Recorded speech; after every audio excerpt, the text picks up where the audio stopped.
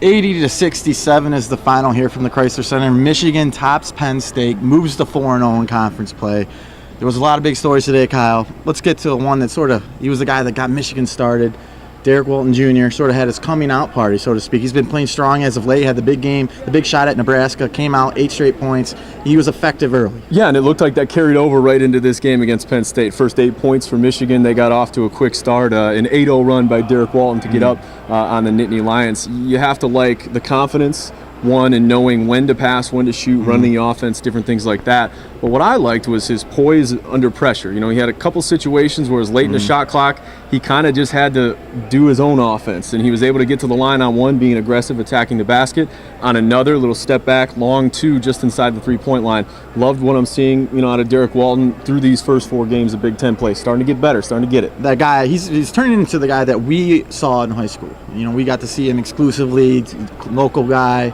And I know you've seen him a lot, and I've seen him a lot. Just he's a tremendously talented player, and now we're seeing that offensive skill set. Transitioning, the guard play today, setting up the bigs. Horford and Morgan, they got combined, I think, 17, 19 points. Great game out of the two of them. Sort of, making people forget about McGarry. I know that's tough to forget about, such a talented guy, but definitely the guard play really made those two guys really, showcase their skills today. Yeah, it's the way that they're doing that, and a lot of that is Nick Stauskas attacking, but some of that is also Karis LeVert. You can even throw Derek Walton and Glenn Robinson in there, but the way that they're able to set up John Horford and Jordan Morgan with bunnies inside, we're talking about you can't miss these ones. It's either a dunk or it's an easy lay-in, and there's been several opportunities for them, not only in this game but in previous games, where they've been able to do that, and that's where they're most effective. They're not guys that are going to be able to create their own shots. John Horford can step out and hit that little mid-range, on the baseline, but other than that, they need to be set up, and I think Nick specifically is doing a fantastic job of knowing when to get in there. He's being aggressive,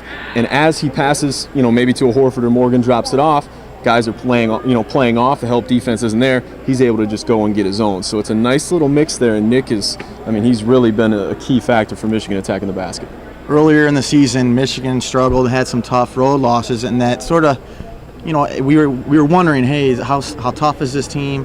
They've already had some road wins in the Big Ten. They're 4-0. It's a cute 4-0 though. They haven't really played the tough guys. The 3-game stretch coming up.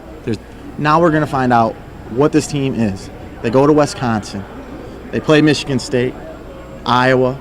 We're going to find out what this team is. So we'll sort of set up this next 3 games, sort of what Michigan has to do to sort of be successful. Well, John Beilein's looking forward to it too. He said he wants to learn what this team is made of on both ends of the floor. And defensively, you look at it, Michigan played well at times against Penn State when they needed to, but at other times for certain stretches, it wasn't there, and they were allowing easy buckets. They were allowing guys to get into the paint, so that needs to be trimmed down a little bit. You need to be more consistent on the defensive end, and we saw when they were able to get stops, they were able to get out in transition. They were able to get some easy ones. Karis LeVert with an and one, the next possession, another steal. Glenn Robinson going the other way for an alley-oop. So when that stuff happens, it kind of feeds into Michigan. That gave them a 12-point lead in that second half as well. So you need to see some of that, but going into Wisconsin, we saw last year, it looked like they had that one in hand. Tim Hardaway Jr. knocks down the 3 from the top of the key. Yes.